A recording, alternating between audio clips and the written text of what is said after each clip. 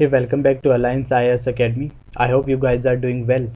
Now this video is presenting by me Govind Negi Shom. I'm faculty of economics at Alliance IAS Academy. This is my profile. If you want more information about me, you can watch this. Okay. So अब तक हम क्या cover कर चुके हैं पिछले classes के अंदर।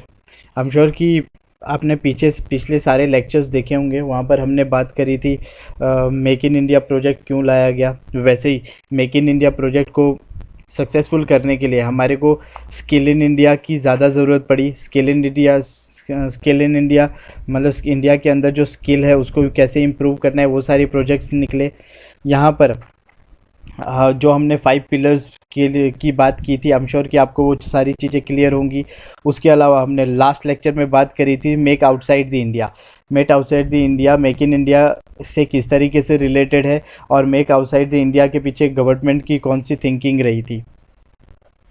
इसके अलावा लास्ट लेक्चर के अंदर हमने और बात करी थी जैसे ईज़ ऑफ डूइंग बिजनेस को किस तरीके से हम टैकल कर सकते हैं। इसके अंदर हमने बात करी थी कि हम टैक्स, लेबर, लैंड इस टाइप के रिफॉर्म्स ले सकते हैं जिसकी वजह से ईज़ ऑफ डूइंग बिजनेस कम हो सकता है। इसके अलावा आपको याद है कि इंडस्ट्रियल डिस्प्यूट एक्ट के अंदर हमने बात करी थी कि अगर आप कोई एंटरप्रेन्योर हो, कोई कॉरपोरेट सेक्टर्स में काम कर रहे हो या फिर बिजनेस चलाते हो, अगर आपके अंडर 100 से ज़्यादा वर्कर काम कर रहे हैं और एक टाइम पे अगर आप 100 वर्कर को निकाल देना चाहते हो तो आपको गवर्नमेंट से एक स्पेशल परमिशन की ज़रूरत पड़ती है। राजस्थान गवर्नमेंट ने इसके ऊपर स्पेशली काम करा ईज़ ऑफ डूइंग बिजनेस को कम करने के लिए। उन्होंने 100 का सिनेरियो को हटा के 300 का सिनेरियो रखा जिससे ईज़ ऑफ डूइंग बिजनेस और ज़्यादा कम हो जाता है। इसके अलावा हमने और बात करी थी कि मनरेगा किस तरीके से प्रॉब्लम क्रिएट कर रहा है। ठीक है, सो मनरेगा को और बेटर और आउटपुट फ्रेंडली बनाया जा सकता है कि मनरेगा के अंदर स्किल अप्रेंटिस डाला जाए या फिर मनरेगा के जो वर्कर्स हैं उन लोगों को स्किल प्रोवाइड किया जाए जाकि जो भी आउटपुट आए वो आउटपुट और बढ़िया है। ठीक है, इसके अलावा हमने बात किया था कि हमारे को इम्प्रूव करना चाहिए इंडिया के अंदर कनेक्टिविटी और इंफ्रास्ट्रक्चर। ठीक है, कनेक्टिविटी, ट्रांसपोर्टेशन, इंफ्रास्ट्रक्चर, अगर हम ये सारी चीज़ें इंप्रूव करते हैं तो ये भी एक सेक्ट होता है जहाँ पर हम ईज़ ऑफ डूइंग बिजनेस को ख़त्म करते हैं। राइट, सो हमने लास्ट क्लास के अंदर डिस्कस किया था कि ईज़ ऑफ डूइंग बिजनेस क्या होता है, ये हमने कंप्लीट कर दिया है। इसके बाद आज हम देखेंगे इंडस्ट्रियल पॉलिसीज़ के बारे में कौन सी बातें करी गई और मेक इन इंडिया प्रोजेक्ट को बनाने के लिए इंडस्ट्रियल पॉलिसी में कौन सी बातें सही थी और कौन सी बातें कंट्रोवर्शियल थी। बिकॉज अभी तक हम क्या बात कर रहे हैं कि जैसे जैसे पिरामिड के ऊपर चढ़ते हैं, ठीक है, टॉप का, तो जो टॉप का होता है वहाँ पर इफेक्टिवनेस बहुत कम होती है बट कंट्रोवर्सी बहुत ज़्यादा होती है। इसी हिसाब से हम जैसे ऊपर ऊपर चलेंगे ईज़ ऑफ डूइंग बिजनेस में हमने देखा कि इफेक्टिवनेस क्या है और उसका कंट्रोवर्सी क्या हो सकता है। वैसे ही इंडस्ट्रियल पॉलिसीज़ में देखेंगे कि इफेक्टिवनेस कितनी गिर जाएगी और कंट्रोवर्सी क्या क्या वहाँ पर हो सकती है। ठीक है, उसके ऊपर हम जैसे प्रोटेक्शनिज्म है उसके ऊपर भी हम देखेंगे कंट्रोवर्सी कैसे हो सकती है और इफेक्टिवनेस कितना कम हो जाता है। ठीक है, तो चलो आज का लेक्चर शुरू करते हैं और ये है इंडस्ट्रियल पॉलिसीज़ के ऊपर। सो इंडस्ट्रियल पॉलिसी है क्या? ठीक है, सो देखो इंडस्ट्रियल पॉलिसीज़ को समझने के लिए देखो, अगर गवर्नमेंट किसी भी सेक्टर को बूम करने के लिए अपने ही तर्ज पर कुछ स्कीम्स लागू करता है, कुछ छूट देता है। राइट, जैसे टैक्स का छूट देगा। हमने देखा कि अभी जैसे कॉर्पोरेट टैक्स मिड-19 के बीच में निर्मला सीतारमन ने रिलैक्स करा। ऐसा सिचुएशन जब भी क्रिएट होता है गवर्नमेंट उसके ऊपर कुछ मेजरमेंट लेती है। राइट, तो सेम मेजरमेंट्स अगर हम बहुत सारे सेक्टर्स को कोई भी सिलेक्टेड सेक्टर गवर्नमेंट ऐसे बोले कि इस सेक्टर्स के अंदर अगर आप काम करोगे तब हम आपको सब्सिडी प्रोवाइड करेंगे, ग्रांट्स प्रोवाइड करेंगे। राइट, तो लोग इस सेक्टर्स के अंदर काम करना शुरू कर देंगे और वहाँ पर कंपनीज़ के रेशियो बढ़ सकती है। ठीक है, इसके अलावा अगर हम उसको बोले कि अगर आप इन सेक्टर्स के अंदर काम करते हैं तो हम आपको चीप लोन प्रोवाइड करेंगे अंडर द मुद्रा सब्सिडी। राइट, साथ में हम ग्रांट दे रहे हैं, सब्सिडीज़ दे रहे हैं। राइट, तो इससे हम इसके मदद से हम इंडस्ट्रियलाइजेशन को इंक्रीज़ कर सकते हैं, बढ़ा सकते हैं। ठीक है, इसके अलावा हम बात कर सकते हैं जैसे स्पेशल इकोनॉमिक जोन बनाए। स्पेशल इकोनॉमिक जोन बनाने से जो मान लो इसके अंदर हम फॉरेन डायरेक्ट इन्वेस्टमेंट को अट्रैक्ट करने की कोशिश करें और बोले इंडिया के अंदर आइए आप लोग बिजनेस करिए, इसके लिए कुछ 5 साल तक 5 साल तक 7 साल तक 10 साल तक हम आप लोगों से किसी भी प्रकार का टैक्स नहीं लेंगे। तो ये भी एक प्रकार की इंडस्ट्रियल पॉलिसीज़ के अंदर बात बोली गई थी और ये भी एक पॉजिटिव सेंस दिखाती है राइट, कि इंडिया के अंदर कंपनीज आएंगी और इन्वेस्टमेंट करेगी। तो ये सारी चीज़ें देखो, ईज़ ऑफ डूइंग बिजनेस के बाद आप ये सारी चीज़ें बता सकते हो जिस वजह से हम फॉरेन डायरेक्ट इन्वेस्टमेंट को अट्रैक्ट करते हैं। ये तो बातें ठीक है, इंडस्ट्रियल पॉलिसीज़ के अंदर क्या क्या बातें करी। सबसे पहले हम सब्सिडी प्रोवाइड करेंगे, किसी भी सिलेक्टिव सेक्टर्स के अंदर ग्रांट प्रोवाइड करो, सब्सिडी प्रोवाइड करो, कंपनी अट्रैक्ट होगी। इसके अलावा उन लोगों को लोन्स दो अंडर द मुद्रा सब्सिडी, तो कंपनी और अट्रैक्ट होगी। ईज़ ऑफ डूइंग बिजनेस के अंदर फॉरेन डायरेक्ट इन्वेस्टमेंट को अट्रैक्ट करो और वहाँ पर उनको इंडिया के अंदर इंडस्ट्री मैन्युफैक्चर करने के लिए बोलो, ठीक है। इसके अंदर आप उनसे टैक्स कम करो, टैक्स कुछ 5 साल तक बिल्कुल टैक्स मत लो जब तक वो कंपनी सेटअप नहीं होती है। ये सारी बातें इंडस्ट्रियल पॉलिसीज़ के अंदर हमने बातें करी। बट इसके कुछ कंट्रोवर्शियल फैक्ट भी है और वो कंट्रोवर्सी क्या है, कंट्रोवर्शियल फैक्ट क्या है और क्यों बनी है, वो सारी चीज़ें अभी हम देख लेते हैं। देखो, सबसे पहले हम बात करें ईज़ ऑफ डूइंग बिजनेस की, ठीक है। वहाँ पर हमने बात करी कि किस तरीके से हम कंपनीज़ को यहाँ पर अट्रैक्ट करते हैं। उसके ऊपर सबसे जो मेन फोकस जाने वाला है वो यहाँ पर कि स्पेशल इकोनॉमिक जोन। तो SEZ को इंडिया के अंदर लाएंगे तो होगा क्या, बाहर से बहुत सारे कंपनीज़ को हम इंडिया के अंदर अट्रैक्ट कर रहे हैं। इंडिया के अंदर अट्रैक्ट होने के बाद इंडिया के अंदर अगर वो कंपनीज आती है तो यहाँ पर सबसे बड़ी प्रॉब्लम तो लैंड एक्विजिशन है, ठीक है। लैंड एक्विजिशन तो ये तो सबको क्लियर है, ठीक है। बट इसके अलावा और भी कुछ पॉइंट्स के बारे में बात करें तो देखो, ईज़ ऑफ डूइंग बिजनेस के अंदर अगर हमने FDI को रिलैक्स कर दिया, FDI को रिलैक्स करने के बाद बहुत सारी कंपनी जैसे वॉलमार्ट हो गए, ये सारी कंपनीज इंडिया के अंदर आएंगे और अपने छोटे रिटेल इंडस्ट्री यहाँ पर दिक्कत में जा सकती है, ठीक है। और इसके अलावा तो ये लैंड एक्विजिशन प्रॉब्लम तो हमेशा ईज़ ऑफ मतलब स्पेशल इकोनॉमिक जोन में तो ये प्रॉब्लम हमेशा रही है। नेक्स्ट, आप अगर इस तरीके से करोगे, जैसे हमने यहाँ पर बोला अपनी कंपनीज़ को लोन प्रोवाइड करो, सब्सिडी वगैरह प्रोवाइड करो, ठीक है। अगर हम अपनी कंपनीज़ को इतना सारा कुछ प्रोवाइड करने लग पड़ेंगे तो ये एक तरीके से नॉन टैरिफ बैरियर्स हमारे को दिखेगा FDI के आगे, ठीक है। सो इस वजह से क्या होगा, नॉन टैरिफ बैरियर्स अगर हम फॉरेन की कंपनीज़ में लगाते रहेंगे, अल्टीमेटली उनके लिए वो नॉन टैरिफ बैरियर्स वहाँ पर बन जाएंगे, ठीक है। जिस वजह से कंपनीज़ को अच्छा नहीं लगेगा और फॉरेन डायरेक्ट इन्वेस्टमेंट के लिए भी ये इंडिया के लिए ख़राब है, ठीक है। इसके बाद ये कंपनीज़ क्या करेंगी, कंपनीज़ वर्ल्ड ट्रेड ऑर्गेनाइजेशन में जाके सू कर सकती है, वहाँ पर बात कर सकती है कि ये सारी चीज़ें गलत है, इसके ऊपर बात चलेगी, फिर केस चलेंगे काफ़ी लंबे तक।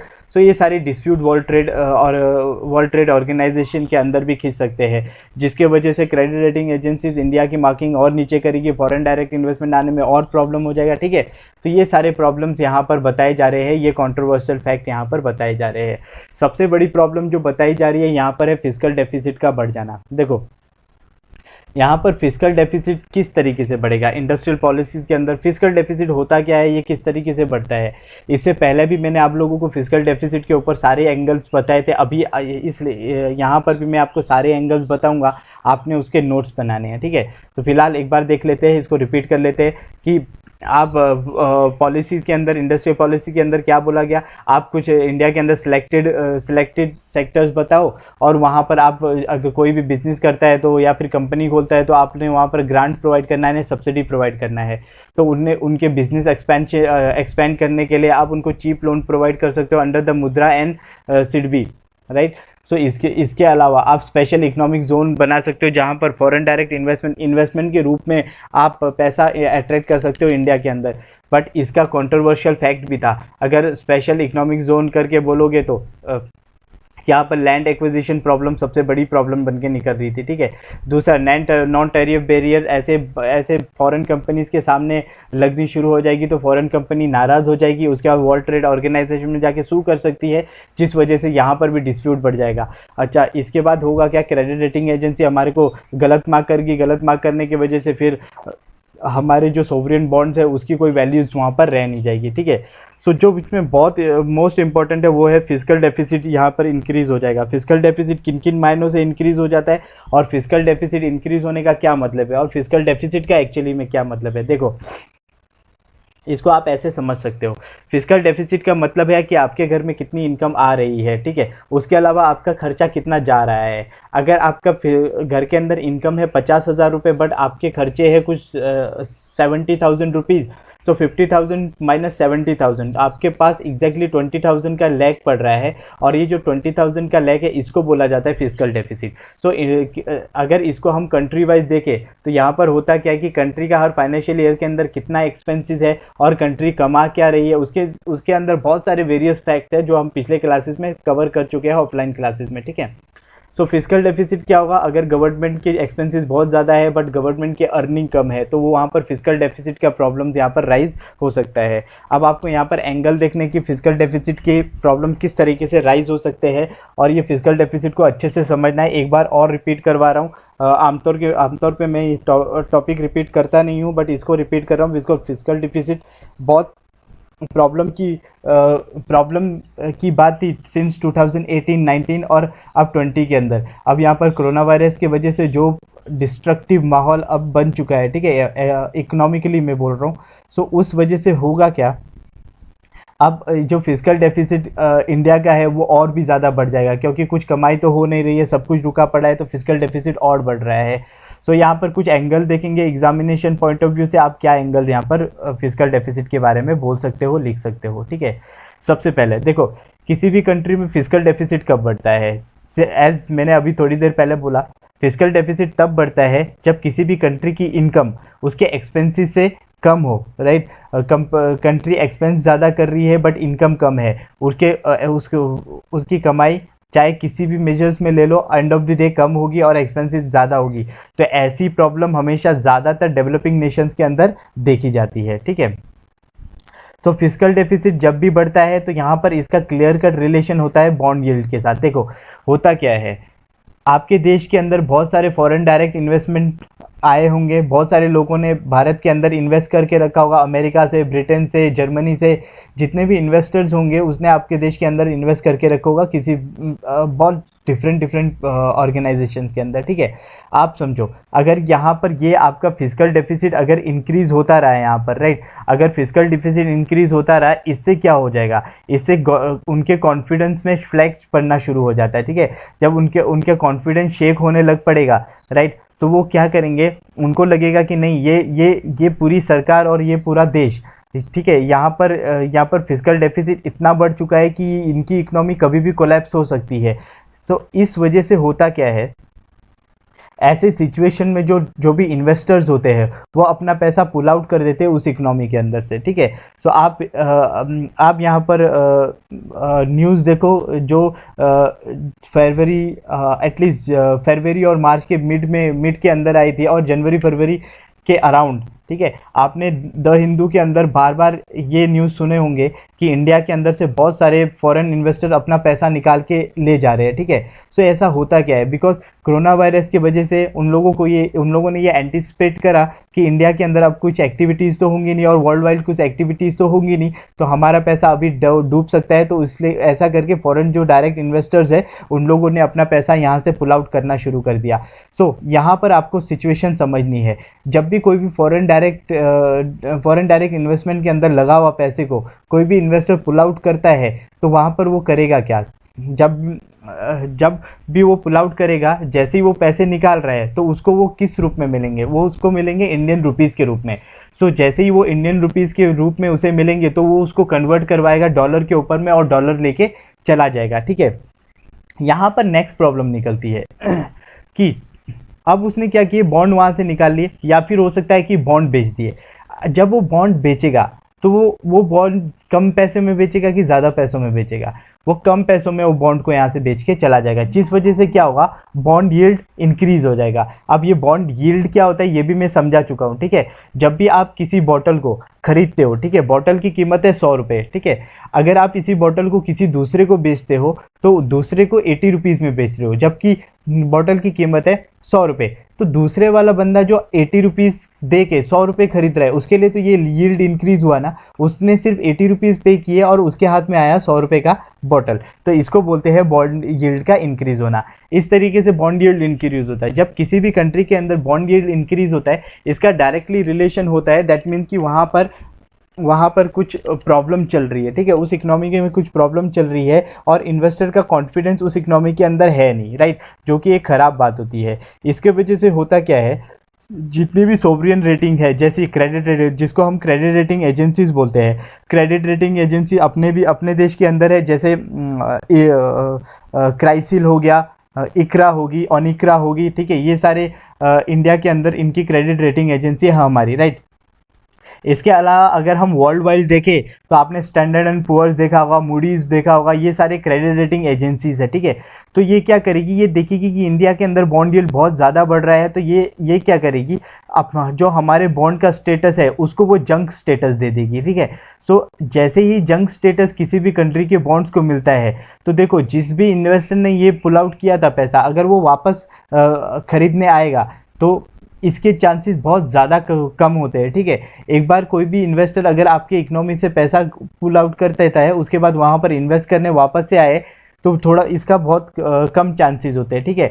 सो होगा क्या, इसके लिए अगर इंडियन गवर्नमेंट चाहती है कि इन इन्वेस्टर को वापस इधर पर लाए, तो उन लोगों को ये बॉन्ड का रेशियो बढ़ाना पड़ेगा, ठीक है। सो बहुत ज़्यादा इंटरेस्ट प्रोवाइड करना पड़ेगा, बिकॉज जंग बॉन्ड को आसानी से नहीं खरीदा जाता है, ठीक है। जैसे जंग बॉन्ड के स्टेटस में हमारा बॉन्ड चला गया, तो हम इनको बहुत ज़्यादा पैसा ऑफर करेंगे, बहुत ज़्यादा इंटरेस्ट ऑफर करेंगे, ताकि वो इससे अट्रैक्ट हो गए इंडिया के अंदर पैसा डालना शुरू करे। तो ये यहाँ से प्रॉब्लम बनना शुरू हो जाती है, ठीक है। ये तो है एक प्रॉब्लम, इसकी वजह से आगे प्रॉब्लम बढ़नी शुरू हो जाती है और फिजिकल डेफिसिट और इंक्रीज होना यहाँ पर शुरू हो जाएगा, ठीक है। कैसे इंक्रीज होगा, देखो हम इतना ज़्यादा, मान लो कि हमारी बॉन्ड की कीमत है 10 रुपये, बट हम 20-30% अगर उन लोगों को उसके ऊपर इंटरेस्ट ही देंगे तो बहुत सस्ता हम उसको बेच रहे हैं, ठीक है। तो अल्टीमेटली हमारे देश का ही यहाँ पर नुकसान हो रहा है, तो फिजिकल डेफिसिट फिर से इंक्रीज होगा। ये तो था एक एंगल। एक दूसरा एंगल भी होता है, देखो अगर यहाँ पर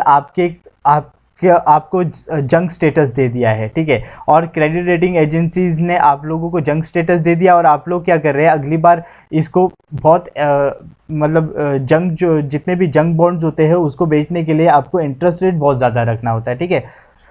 ये चीज़ देखने के बाद और बॉन्ड यील्ड देखने के बाद, क्रेडिट रेटिंग एजेंसी की रिपोर्ट देखने के बाद, जितने भी फॉरेन डायरेक्ट इन्वेस्टमेंट होते हैं या फिर FII बोलो, ये डिक्लाइन होने लग जाएंगे इंडिया के अंदर, ठीक है। जितने और थे वो भी अपना पैसा पुल आउट करना शुरू कर देंगे। इसके वजह से होता क्या है, कैपिटल सरप्लस हमारे पास कम होगा और करंट अकाउंट डेफिसिट बढ़ेगा, ठीक है। तो कैपिटल सरप्लस, इसको बैलेंस करने के लिए कैसे, याद करो पुराने वाले लेक्चर, मैंने आपको बोला था जब भी डॉलर का डिमांड होगा तो हमारे पास इनफ डॉलर्स होने चाहिए सर्कुलेशन में सबमिट करने के लिए। अब आप देखो, अगर सारे के सारे इन्वेस्टर पैसा पुल आउट करेंगे तो उनको तो हमने डॉलर के रूप में वापस करना है, तो वो क्या करेंगे, पैसे को एक्सचेंज करेंगे, तो डॉलर की डिमांड बढ़ेगी, तो पैसे की वैल्यू और ज़्यादा नीचे गिरनी शुरू हो जाएगी, राइट। तो यहाँ पर आप याद रखो, जब भी ऐसा सिचुएशन होता है जहाँ पर भी कैपिटल सरप्लस बहुत नीचे हो जाता है, वैसे वहाँ पर करंट अकाउंट डेफिसिट बहुत ज़्यादा हो जाता है। तो इसका क्या मतलब है कि आपके देश के अंदर जितने भी आपके पास पैसे हैं वो बहुत कम है, और आपके जो खर्चे हैं, जो देनदारी है, वो बहुत ज़्यादा है। इस वजह से बैलेंस ऑफ पेमेंट जैसे क्राइसिस हो जाते हैं। हम लोगों ने देखा 1991 बैलेंस ऑफ पेमेंट क्राइसिस, इसके लिए पूरा का पूरा एक डेडिकेटेड लेक्चर मैंने आप लोगों को दिया था ऑफलाइन क्लासेस में, ठीक है। So balance of payment crisis का क्लियर कट मतलब है कि आपके कंट्री के पास जो कैपिटल सरप्लस है वो बहुत कम है और करंट अकाउंट डेफिसिट बहुत ज़्यादा है। ये तो है एक एंगल। हम दूसरा एंगल देख लेते हैं, ठीक है। मान लो फिजिकल डेफिसिट इंडिया के अंदर बढ़ रहा है, इसका क्लियर कट इम्पैक्ट जाके आगे जाएगा फाइनेंशियल रेस्पिरेशन के अंदर, ठीक है। इस होता क्या है, देखो क्योंकि फिजिकल डेफिसिट बहुत ज़्यादा बढ़ रहा है, तो गवर्नमेंट यहाँ पर क्या सोचेगी, गवर्नमेंट को लगेगा कि नहीं मुझे यहाँ पर पैसे की ज़रूरत है, तो जितने भी इन्वेस्टमेंट इंडिया के अंदर आ रहे होंगे, ठीक है, वो सारे इन्वेस्टमेंट को गवर्नमेंट सिक्योरिटीज़ के अंदर खरीदने की कोशिश करेगी। एक एग्जांपल देके आपको बताता हूँ। मान लो कि आपने टाटा कैपिटल में पैसे लगाए, ठीक है, आप टाटा कैपिटल में पैसे लगाए, सर इसके नहीं, मैं म्यूचुअल फंड से एग्जांपल देता था, आप बहुत सारों ने वहाँ पर पैसे डाले होंगे तो आप रिलेट कर पाओगे। म्यूचुअल फंड में आप पैसे डालते हो, ठीक है, म्यूचुअल फंड में जो कुछ पैसा होता है वो गवर्नमेंट सिक्योरिटीज़ में जाता है, ठीक है, बाकी का कुछ पैसा जो होता है वो प्राइवेट ऑर्गेनाइजेशन में भी कहीं पर हम शेयरिंग खरीद करते हैं, ठीक है, जिस वजह से प्रॉफिट आप लोगों को मिलना शुरू हो जाता है, ठीक है। अब यहाँ पर क्योंकि गवर्नमेंट को प्रॉफिट बहुत चाहिए, बहुत ज़्यादा चाहिए, पैसा बहुत ज़्यादा चाहिए फिजिकल डेफिसिट को कम करने के लिए, तो गवर्नमेंट क्या करेगी, जैसे म्यूचुअल फंड में आपने पैसा डाला तो वहाँ पर उनको फोर्स करेगी कि सारा का सारा पैसा आप सिर्फ गवर्नमेंट सिक्योरिटीज़ में ही डालो। इस वजह से होगा क्या, जितने भी ऐसे ऑर्गेनाइजेशन होंगे गवर्नमेंट, जैसे LIC हो गए, EPFO होगा, ठीक है, UTI होगा, अगर आप यहाँ पर जाके इन्वेस्टमेंट करना शुरू करोगे तो ये सारे के सारा जितना आपका 100% इन्वेस्टमेंट होता है वो आपको गवर्नमेंट सिक्योरिटीज़ में ही करके देंगे। और आपको याद है यहाँ पर गवर्नमेंट सिक्योरिटीज़ में इंडियन गवर्नमेंट हार्डली कुछ 8% के आसपास आप लोगों को प्रोवाइड करती है, ठीक है। तो इस सिचुएशन को बोलते हैं क्राउडिंग आउट, ठीक है। तो यहाँ पर होगा क्या कि जितने भी प्राइवेट सेक्टर्स है उन प्राइवेट सेक्टर को दरकिनार कर दिया जाएगा, जितना भी पैसा लगेगा गवर्नमेंट सेक्टर में लगेगा, ताकि गवर्नमेंट के पास ज़्यादा से ज़्यादा पैसा आए। अब यहाँ पर सोच के देखो, अगर यहाँ पर LIC ऐसा काम करेगा, ठीक है, तो यहाँ पर तो ICICI प्रूडेंशियल भी काम कर रहा है, टाटा बिरला, इन लोगों के भी इंश्योरेंस सेक्टर्स काम कर रहे हैं, ठीक है। सो वो लोग तो पूरे सिस्टम से आउट हो गए। सो एक टाइम पे अगर वो सिस्टम से आउट हो गए तो उन लोगों का लॉस बहुत ज़्यादा बढ़ने लग पड़ेगा तो वो लोग एम्प्लॉयज़ कम करना शुरू कर देंगे, कंपनीज बंद होगी, अनएम्प्लॉयमेंट का सिनेरियो यहाँ से बढ़ेगा, ठीक है। इसके अलावा एक और अगर पॉइंट वो लेते हैं तो कि अगर यहाँ पर गवर्नमेंट ये डिसाइड करती है, ठीक है, यहाँ पर तो हमको पैसों की ज़रूरत थी तो हमने सारा का सारा गवर्नमेंट सिक्योरिटीज़ में मंगवा दिया, अब प्राइवेट कंपनीज के पास भी कुछ पैसा आना चाहिए, राइट। उसके लिए क्या करेगी, वो फॉरेन डायरेक्ट इन्वेस्टमेंट को रिलैक्स कर देगी। जैसे ही FDI को रिलैक्स कर देगी, इसका इम्पैक्ट क्या होगा, बाहर से बहुत बड़ी बड़ी इंडस्ट्रीज इंडिया के अंदर आएगी, बिकॉज फॉरेन डायरेक्ट इन्वेस्टमेंट तो बहुत रिलैक्स है, ठीक है, आप कितना भी ज़्यादा इन्वेस्ट कर सकते हो इंडियन मार्केट में आके। सो बाहर से वॉलमार्ट आएगी, बड़ी बड़ी इंडस्ट्रीज इंडिया के अंदर आएगी। सो वॉलमार्ट का एग्जांपल लेके चलते हैं, ठीक है। सो मान लो इंडिया के अंदर वॉलमार्ट आई, तो वॉलमार्ट का जो पर यूनिट प्रोडक्शन कॉस्ट है वो बहुत कम होता है, ठीक है। सो अगर वॉलमार्ट एक चेयर प्रोड्यूस करती है, ठीक है, वहीं पर एक लोकल रिटेलर जो लोकल रिटेल बिजनेस है वो अगर कुछ प्रोडक्ट रखता है अपने पास, दाल चावल कुछ भी रखता है, ठीक है, तो ये थोड़ा महंगा बेचेगा रादर देन कि वॉलमार्ट जिसकी बहुत बड़ी कंपनी है, वहाँ पर प्रॉफिट मार्जिन बहुत ज़्यादा होता है, तो वो थोड़े आसानी से अब सस्ते दामों पर इसको बेच सकता है। तो उसके सामने जितनी भी हमारी लोकल रिटेल मार्केट है वो कोलैप्स हो जाएगी, जिसका मतलब वापस हमारे देश के अंदर अनएम्प्लॉयमेंट की सिचुएशन वापस क्रिएट होगी, ठीक है। यहाँ पर एक और एंगल आपको याद रखना है, देखो ये सारी चीज़ केस में तो हमने देखा कि गवर्नमेंट के पास पैसे पहुंच रहे हैं, ये सारा चीज़ हो रहा है, ठीक है।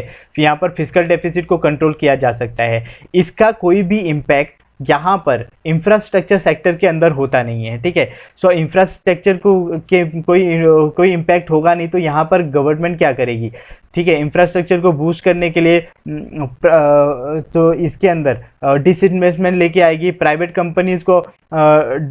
कंपनीज के साथ डील करेगी। जैसे मान लो कि ICICI है, ICICI कंपनी को बोल दिया कि आप LIC के कुछ शेयर्स खरीद लो, ठीक है। वैसे ही हमने बहुत सारे ऑर्गेनाइजेशन को प्राइवेटाइज कर दिया, ऐसे करके कुछ पैसा यहाँ से भी जनरेट हो जाएगा, राइट।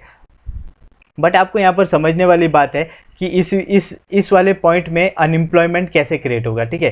तो आप देखो कि अगर ज़्यादातर ऑर्गेनाइजेशन को हमने डिसइन्वेस्टमेंट कर दिया और डिसइन्वेस्टमेंट करने के बाद वो प्राइवेट ऑर्गेनाइजेशन की तरह वर्क करने लगे, राइट, तो इसके वजह से क्या होगा, ज़्यादा प्राइवेटाइजेशन वहाँ पर होने लग पड़ेगा। आप इधर उधर कहीं पर भी देख लो, आपको गवर्नमेंट ऑर्गेनाइजेशन कम बट प्राइवेट ऑर्गेनाइजेशन ज़्यादा दिखेंगे, ठीक है। अगर वो ज़्यादा दिख रहे हैं तो इसका क्लियर कट जो इम्पैक्ट पड़ेगा वो कहाँ पर पड़ेगा, जितनी भी यूटिलिटी एक्सपेंसेस है वो बढ़ जाएगी। मतलब अगर प्राइवेट कंपनीज कर रही है तो उनका जितना भी खर्चा, देखो गवर्नमेंट कंपनी जितना भी कर रही होती है वो एक्स्ट्रा खर्चा आप लोगों से डिमांड नहीं करती, ठीक है। बट प्राइवेट कंपनी जो एक्स्ट्रा खर्चा करेगी वो तो आप लोगों के पॉकेट से ही वसूल करेगी, जिस वजह से उस प्रोडक्ट के प्राइस बहुत ज़्यादा बढ़ जाएंगे। और प्रोडक्ट के प्राइस बढ़ने के बाद ये परचेजिंग पावर आपकी गिर जाएगी। जिस प्रोडक्ट को आप 100 रुपये में खरीदते थे आप उसी को आज 350 रुपये में खरीद रहे होंगे, ठीक है। इस वजह से क्या होगा, आप लोग जहाँ पर एक डेडिकेटेड बॉटल खरीदते थे पानी के लिए, अब आप कोक के बोतल में पानी भर के काम चलाना शुरू कर देंगे, राइट। इस वजह से होगा क्या सॉरी, यह परचेजिंग पावर कम हो रही है। इस वजह से आप क्या करोगे, वो डेडिकेटेड स्टील के जैसे सैलो का बोतल होता है, ठीक है, मिल्टन का बोतल होता है, आप वैसे बोतल्स खरीदना बंद कर दोगे। उस वजह से होगा क्या, डिमांड कम हो जाएगी, डिमांड कम होने के बाद प्रोडक्शन कम हो जाएगा, प्रोडक्शन कम होने के बाद एम्प्लॉयमेंट्स कम होने शुरू हो जाएगी, लोग कंपनीज बंद करना शुरू करेंगे, वर्कर्स को बाहर निकालना शुरू करेंगे। सो फाइनली यहाँ पर भी इम्पैक्ट कहाँ पर पड़ेगा, अनएम्प्लॉयमेंट में ये इम्पैक्ट डायरेक्टली पड़ेगा। इसके अलावा एक और एंगल है जिसको आपको समझना है। देखो फिस्कल डेफिसिट बढ़ रहा है तो इसकी वजह से गवर्नमेंट एक और स्टेप ले सकती है। गवर्नमेंट क्या करेगी, जम के पैसा छापना शुरू करेगी। इसको आप रिलेट कर सकते हो, देखो 1919 के आते आते सेकेंड वर्ल्ड वॉर खत्म हो गया, ठीक है।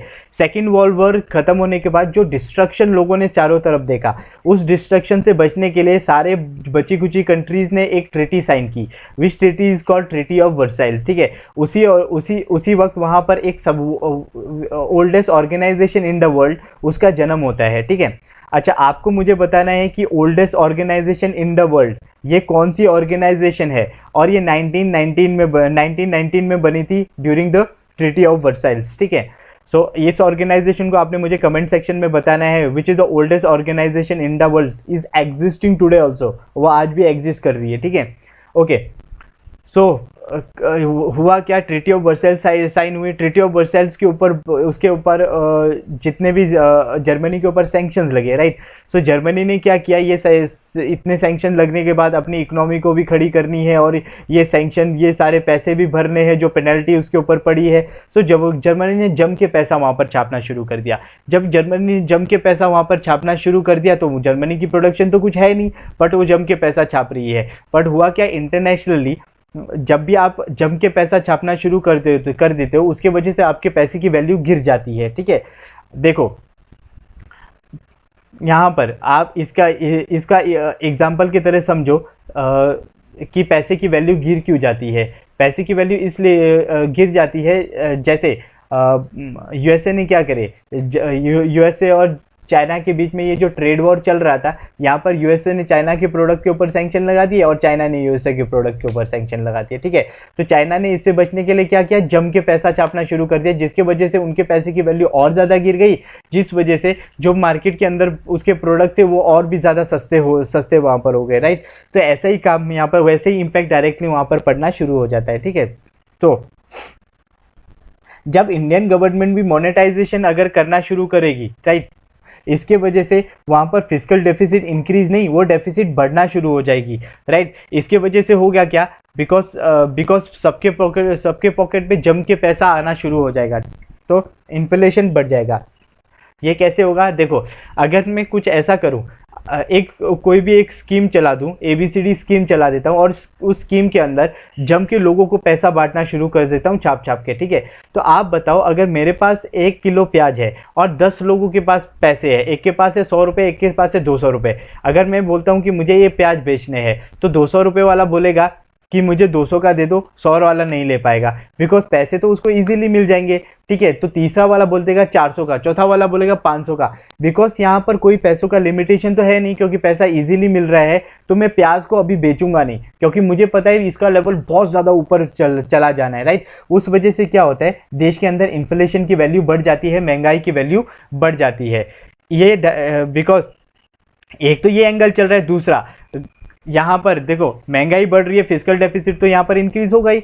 दूसरा, गवर्नमेंट बहुत सारे सेक्टर्स के अंदर सब्सिडी चलाती है, ठीक है। एग्रीकल्चर के अंदर बहुत सारी सब्सिडी मिल रही है, लोन के ऊपर अगर आपने एजुकेशन लोन लिया वो भर रहे हो तो वहाँ पर सब्सिडी मिल रही है, सिलेंडर खरीद रहे हो सब्सिडी मिल रही है, बहुत सारी चीज़ में गवर्नमेंट आपको सब्सिडी पे कर रही है।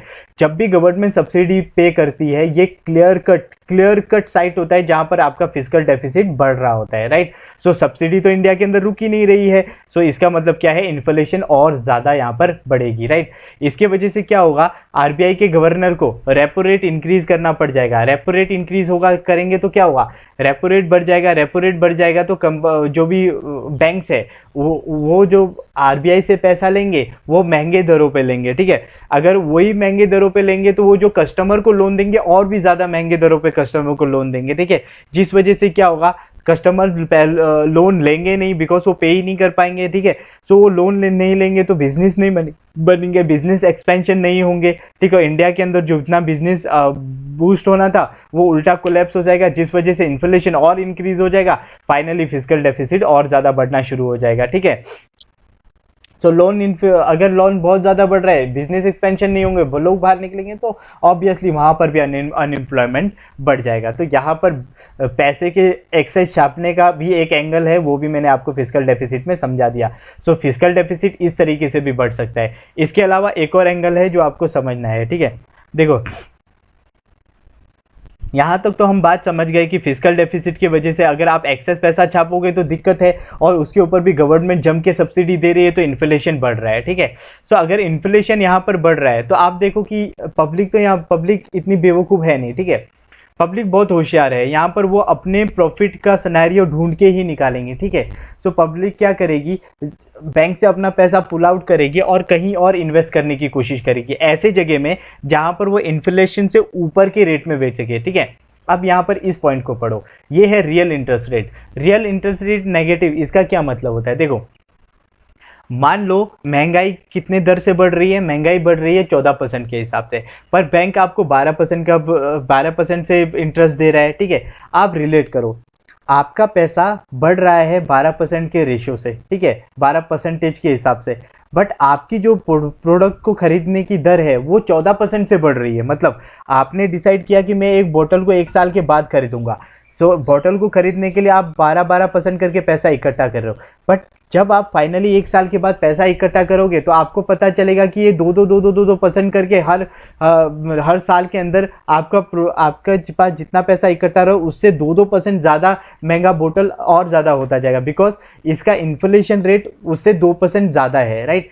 सो इसके बीच में रियल इंटरेस्ट रेट क्या है, रियल इंटरेस्ट रेट निकल रहा है, इंटरेस्ट रेट तो आपको 12% मिल रहा है, इन्फ्लेशन रेट है 14%, दोनों को माइनस करो तो -2%। तो आपका जो पैसा है बढ़ नहीं रहा है, उल्टा कम हो रहा है 2% के हिसाब से, राइट। इसको बोलते हैं रियल इंटरेस्ट रेट, जो कि नेगेटिव में चल रहा है, ठीक है। सो नेगेटिव में चलने की वजह से होगा क्या, सो यहाँ पर लोग बैंक में पैसा नहीं देंगे, कहीं पर इन्वेस्ट नहीं करेंगे। सो दो ऐसे जगह है जहाँ पर ये रेट्स बहुत ज़्यादा आपको मिल सकती है, एक है रियल इस्टेट, दूसरा है गोल्ड। अच्छा, यहाँ पर रिलेट करो, अगर आप गोल्ड के ऊपर पैसे डालते हो, सो गोल्ड में जैसे ही आप पैसा इन्वेस्ट करते हो आपका पैसा स्टक हो जाता है, बिकॉज गोल्ड में पैसे डालने के बाद वो पैसा कहीं पर भी नहीं जाता है। अगर आप बैंक में पैसा रखते हो तो वो आगे जाके बिजनेस एक्सपेंशन में गवर्नमेंट यूज़ कर सकती है, इंफ्रास्ट्रक्चर बढ़ाने में गवर्नमेंट यूज़ कर सकती है, बट एक बार आपने गोल्ड में डाल दिया वो पैसा डेड मनी होती है, ठीक है। वो डेड मनी को कहीं पर भी एक्सपेंड नहीं किया सकता, तो यहाँ पर बिजनेस एक्सपेंशन के प्रॉब्लम बढ़ के आगे निकलने लग पड़ेंगे, और आगे के जो हमने 2-3 स्लाइड देखे वहाँ पर जो अनएम्प्लॉयमेंट का रेशियो था वो बढ़ना शुरू हो जाएगा। इसके अलावा अगर आपने रियल इस्टेट में पैसा डाले तो वो ब्लैक मनी का एक डायरेक्ट सिनेरियो हो जाता है, वहाँ से ब्लैक मनी के पैसे इंक्रीज होना शुरू हो जाते हैं, पैसे ब्लैक में जाना हो जाता है, बाकी ये सारे हवाला के एंगल वगैरह ये सारे कनेक्ट होने शुरू हो जाते हैं। जिस वजह से होगा क्या, गवर्नमेंट के पास पैसे कम है, बट इकोनॉमी को चलाने के लिए तो गवर्नमेंट को क्रूड ऑयल का ज़रूरत है। गवर्नमेंट क्या करेगी, बाहर से क्रूड ऑयल मंगवाना शुरू करेगी, उस वजह से होगा क्या, ऑयल एक्सपेंसेस और ज़्यादा इंक्रीज हो जाएंगे। जब ऑयल एक्सपेंसेस इंक्रीज हो जाएंगे तो जो ट्रांसपोर्टेशन में जो ज़रूरत का सामान आप तक पहुंचाते हैं, डिलीवरी बॉयज़ हो गए, रिटेल बिजनेस हो गया, ठीक है। अगर आप कुछ खाने के लिए किसी रेस्टोरेंट में जा रहे हो तो रेस्टोरेंट वाला जो सब्जी बाहर से ला रहा है, ट्रांसपोर्टेशन कर रहा है, ऑयल प्राइसेस इंक्रीज हो गए तो वो फूड प्राइसेस भी इंक्रीज कर देगा। अल्टीमेटली इन्फ्लेशन बढ़ना शुरू हो जाएगा और एक टाइम पे अगर आपका इन्वेस्टमेंट गोल्ड और रियल एस्टेट से बाहर नहीं निकला तो उस वजह से पूरा का पूरा इकोनॉमी यहाँ पर कोलैप्स हो सकता है, खराब हो सकता है और इन्फ्लेशन इतनी ज़्यादा बढ़ जाएगी और फिस्कल डिफिसिट एक टाइम पे इतना ज़्यादा बढ़ जाएगा कि आप बैलेंस ऑफ पेमेंट जैसे क्राइसिस के अंदर एंटर कर जाते हैं। सो यहाँ पर ईज ऑफ डूइंग बिजनेस हमने ख़त्म कर दिया और इंडस्ट्रियल पॉलिसीज़ के अंदर भी मैंने आपको क्या क्या एंगल बन सकते हैं वो सारे एंगल बता दिए। पॉलिसी इंटरवेंशन के अंदर क्या कैसी बातें रिक्वायर थी वो सारी बातें हमने कर दी। तीसरा, जहाँ पर सबसे ज़्यादा इफेक्टिवनेस कम होगी और सबसे ज़्यादा कंट्रोवर्सी इंक्रीज होगी वो फैक्ट बचता है, ठीक है। और इसको हम नेक्स्ट क्लास में देखेंगे, ठीक है। So that's it for today. God bless you all.